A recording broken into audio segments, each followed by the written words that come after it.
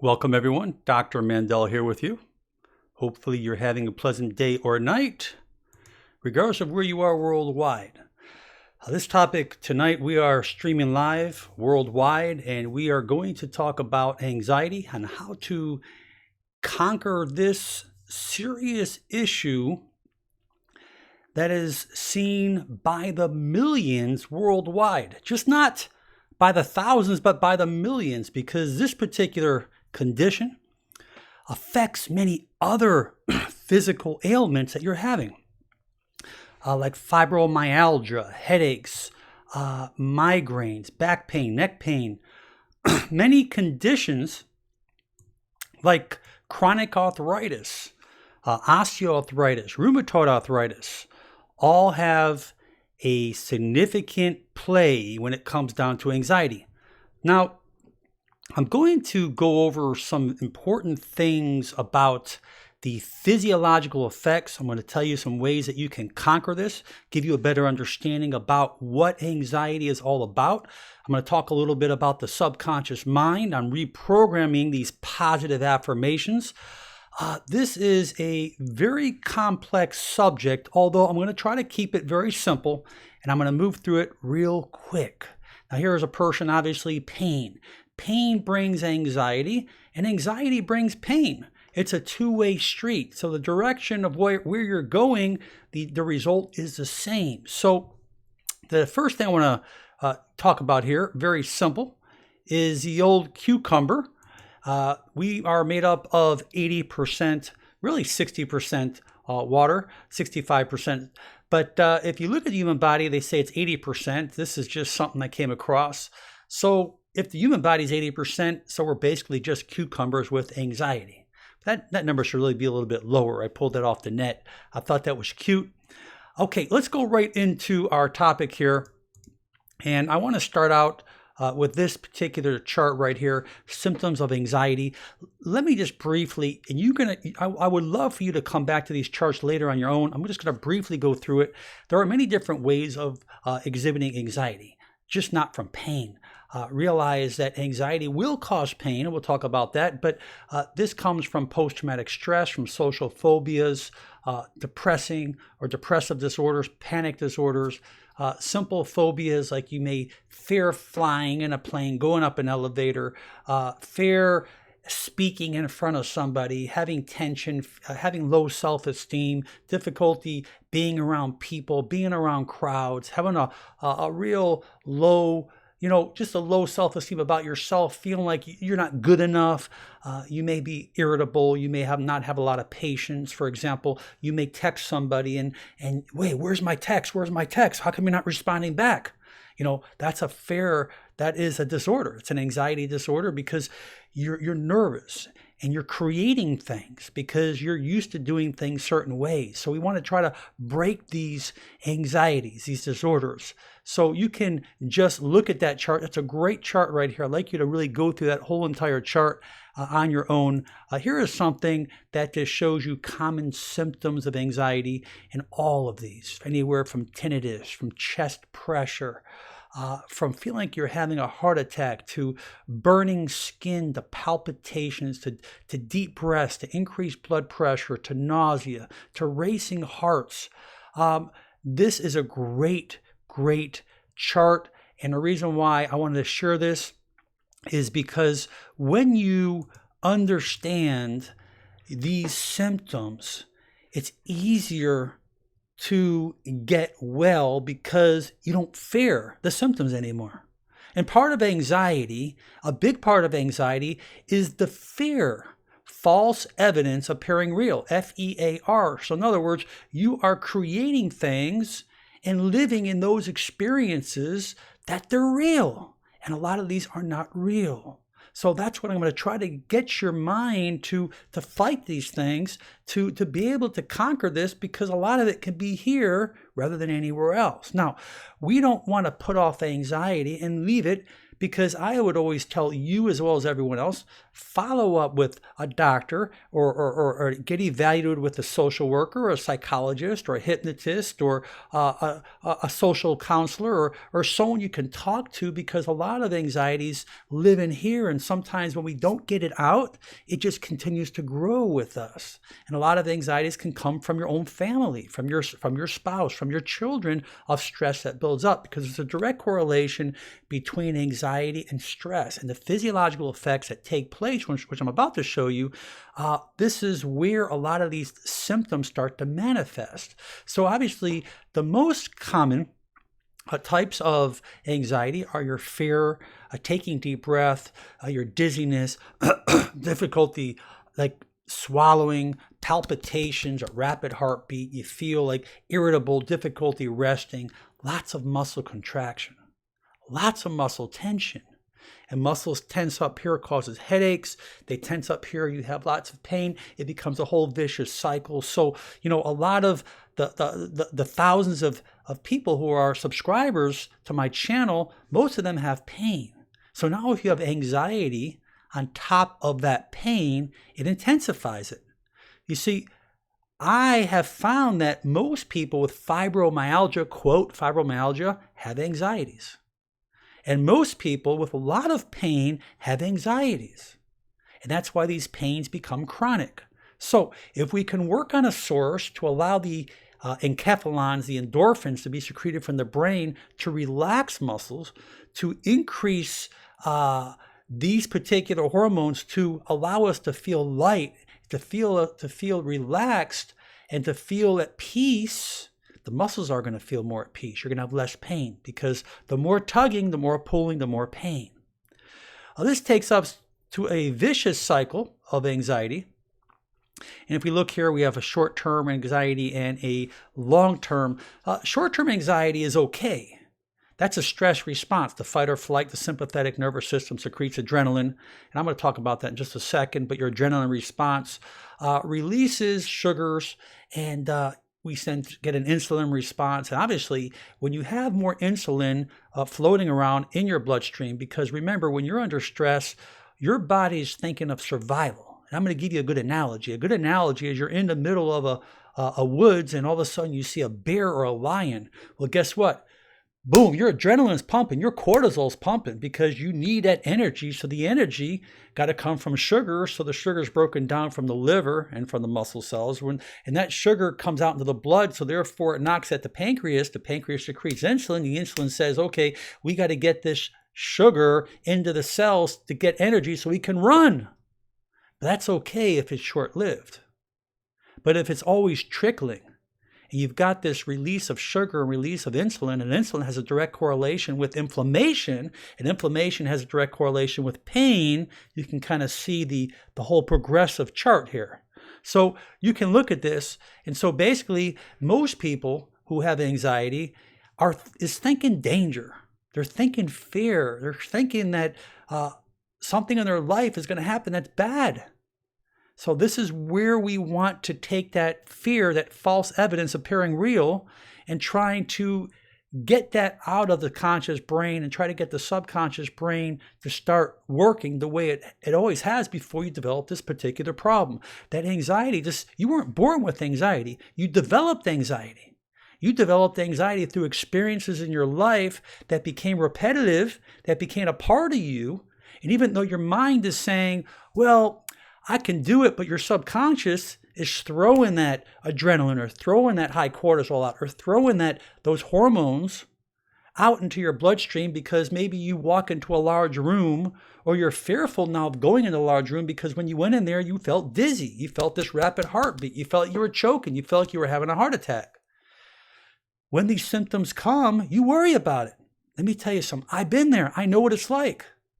It's horrible. It's a horrible feeling. You feel like you're gonna just keel over, and it's scary. And the majority of people who go to hospitals with chest pain is anxieties. It's not heart attacks, it's anxiety. So let's move up the ladder here. We'll talk about the stress hormones. These stress hormones that we're talking about, the adrenaline, norepinephrine, cortisol, increases heart rate, increases blood sugar, will make you become type 2 diabetic. It increases the blood flow, obviously, to the skeletal muscles. Skeletal muscles becomes contracted. They become tight. Our breathing rate increases. Our pupils dilate. Of course, our pupils dilate because we have to keen in. We have to survive. Remember that these stress hormones, we're in a mode of survival now. You're not supposed to be in a mode of survival when you're at home relaxing in your bed. Your parasympathetic system is a system that relaxes you. Your sympathetic system is kicking in. It just won't stop. So these hormones are just going chaotic in your body. Your heart keeps racing. It starts jumping. Arrhythmias start to boom, boom, boom, boom, boom. And you feel like you're sweating. You feel like you can't concentrate. You feel like you're fainting. You feel like you're sweating. You feel like nothing feels right. You feel horrible because of this stress hormone. So let's move up to the effects of stress.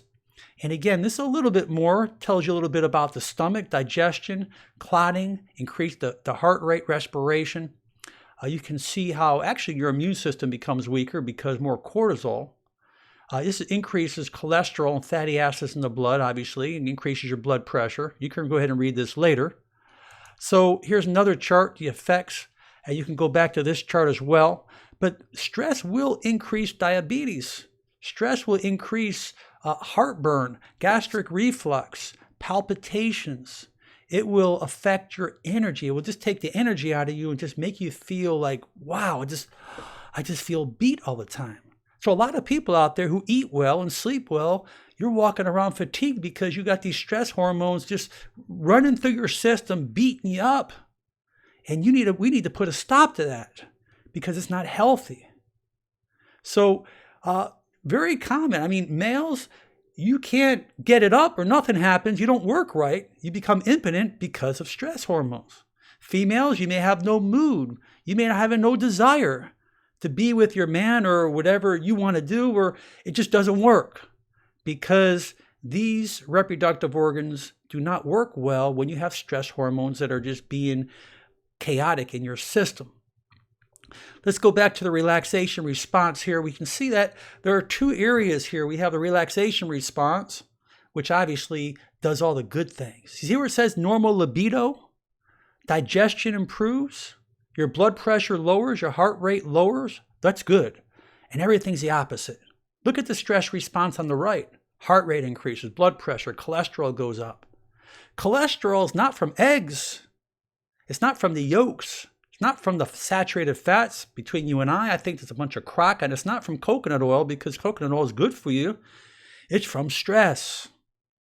Stress affects you chemically. It throws off the whole metabolism of the liver. The liver is what controls cholesterol. It just throws off the whole liver enzymes. It throws it all off. It makes your sleep go crazy. It makes you wake up like every half hour. It just makes you crazy. We got to get away from the stress response. Now, you're talking to someone, you're looking at someone who's had this bad. When I was going through school many years back, I had these problems. But you know what? I learned how to control it, and I'm going to share a few of these things with you. So you can see that stress affects the body, the mind, behavior, emotions. Yeah, it will make you depressed because you don't feel well. You may feel like you're lonely because sexually you don't work well. You can feel like maybe, you have no appetite. You don't want to be around people. You have nightmares. You just feel irritable. And you get these muscle twitches. And yeah, it can come from magnesium. It can come from imbalance of electrolytes. But stress is a big one. All right? So we want to uninstall anxiety.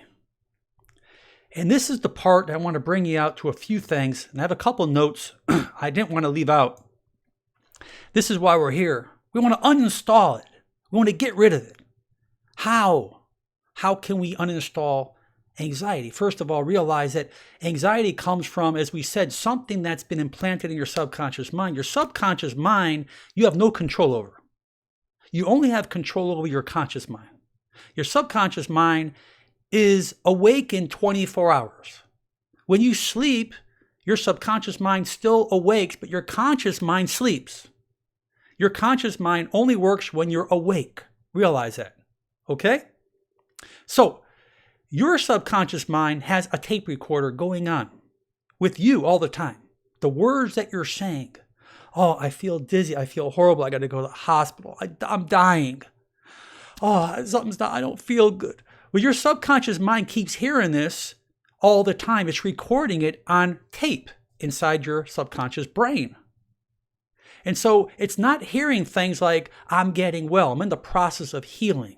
Every day I feel great. Every day I feel better and better. You see, these are the words that we need to try to take away the negative words and put the positive words back in, because these subconscious mind are the things, for example, when I was in school and I would walk into a big supermarket, always in the afternoon, I knew ahead of time from my experiences, when I walk in that supermarket, I'm going to start getting these palpitations and I'm going to start getting dizzy. And it happened all the time. I'd walk in there, I would be afraid to go shopping in a supermarket and buy food. And that's pretty sad. And it's pretty depressing. But I realize that this was just a symptom. So I'm going to tell everyone out there, every person who listens to this video, as well as my chatters right here, go to a doctor and get evaluated. Get your blood work done, get your heart checked, get checked out, and I want that doctor to give you clearance to tell you in your ear that you're healthy. That's number one. That's the first thing you need to do. I don't want you to be the victim. I want you to get examined. I want you to be in your mind that you know that your doctor told you you're healthy. And that's what I needed to hear, because I'm feeling symptoms, but I'm healthy. But these symptoms aren't going to kill me, but eventually they will if I don't take care of them. And that's what I don't want happen to you or you or you or you or anyone else. I don't want these hormones in your body, these stress hormones, wearing your body out, weakening your immune system and making you sick.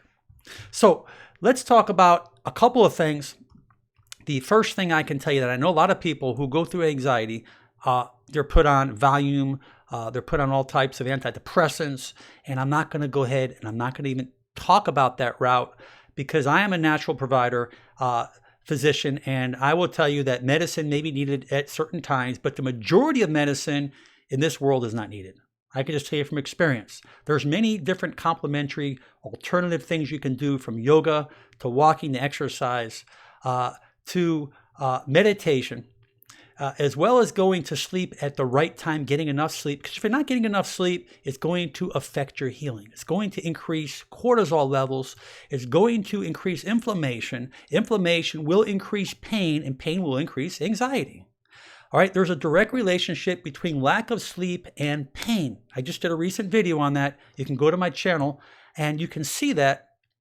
But nutrition, I want you to get away from these inflammatory foods. All these omega-6s, a lot of the grains, you can just type in inflammatory foods and start getting on the fruits and vegetables.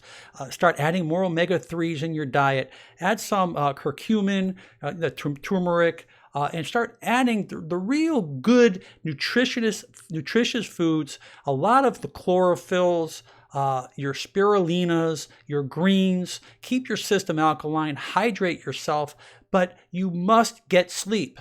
Don't think that you just can do everything without sleep. Sleep's really important.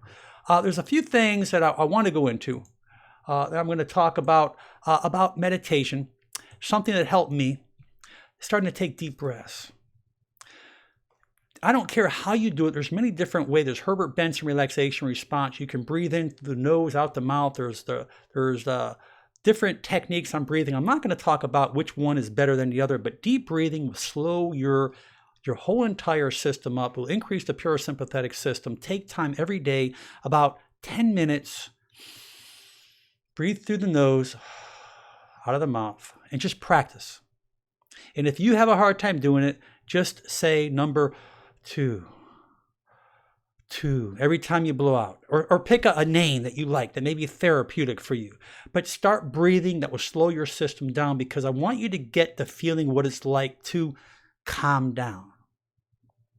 Because a lot of us live in a high speed, like we're working overtime, and we don't stop. So the first thing I want you to do is get the feeling of calming down. Know what your body feels like, and get the feeling. That's part of meditation, because once you start winding down, guess what? You can go right back to your breath, no matter where you are, and say, oh, hold it.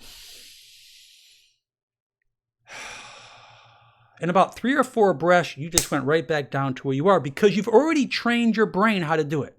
So you must learn how to breathe properly because that's going to help slow your system down. When you're anxious and you know that you're getting these palpitations or you're sweating or you get this rapid heartbeat and you've already know you're healthy, you need to learn to accept it. Accepting things is critical. And I cannot stress that. Accept it. It takes 21 days to retrain your subconscious mind.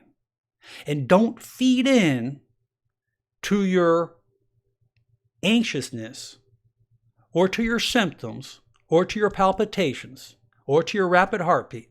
I want you just to say, okay, go do your thing. Do your thing. You need to be strong. You need to stand up. You need to fight for yourself. Don't let these symptoms take over because they will. You need to say, I had enough. Okay, do it. Guess what? Every day you start to do this, you're going to realize, your conscious mind is going to realize, hey, it's not killing me. It's not hurting me. It's not doing anything that I originally thought it's going to do to me. It's not doing it. Guess what? You're going to get well that way. That's what got me well. I had to accept it. And this thing went on for weeks. And I said, you know what? Go, take it. Do what you have to do. Sweat it. I just accepted it because I already knew I was healthy. I've been examined. I had my heart checked. I had my blood work done. I did what I had to do. And that's where I'm trying to go with all my listeners out there. Do what you need to do and eliminate the fears, that false evidence appearing real. Realize that your brain will play tricks on you. Your brain will find ways on playing tricks on you. So let it play tricks on you. Eventually, it's going to stop. Because once the subconscious mind is stopped programming, you're not programming it anymore with, oh my God, I'm going to die. Call an ambulance. I can't do this. I fear this. I'm not going there. Once you stop doing that, your subconscious mind is recording this. And one day you're going to wake up, you're going to say, oh my God, I can live my life happy again. And guess what's going to happen? Your muscle pain and your aches and your arthritises and your fibromyalgias are going to start to feel much better. I promise you they're going to feel better because stress will intensify the weak link, which is your inflammatory problem. Anytime you have inflammation in your body, it's a cause of pain, and pain causes anxiety. But when you grasp that anxiety and you are able to control it, your pain starts to diminish, and I mean really diminish. So I want you to use visualization. Get into parts of your day where you're just thinking about beautiful things, doing good things, maybe helping people in your mind, even if you're not helping them. Take time out of your life and help people. Get out and start doing good things for other people because that's the reward of healing. When you help people, or maybe donate your time to the elderly, or donate your time to the homeless, or donate your time to the sick children, cancer children, leukemia, and you want to give time to spend time with them and give love, that's healing. That's going to help your anxiety because you're putting something good out into the world, and that it's just a boomerang that's making its way back into your life. It's a vicious cycle. It's a universal law. Use positive talk. Watch your words. Get out of that stuff of I'm dying, or I'm sick, or it's happening again, or I can't do it. Just let it happen. Let it happen. Think about a week, a month, a year ago, you're still here. Nothing's happened after you worried about it. Imagine what's going to happen when you stop worrying about it. Focus on the now. When you start focusing on the now, that is the way to live your life. Not about what happened yesterday. Not about what happens or what's going to happen tomorrow. Right now. This is your life. This is the fun part of living. Because guess what? When you start working on the now, and you talk about Eckhart Tolle, a lot of these great authors out there, they are fascinating because they believe in living in the now. And I believe it too, because when you live in the now, you can't worry about a minute from now.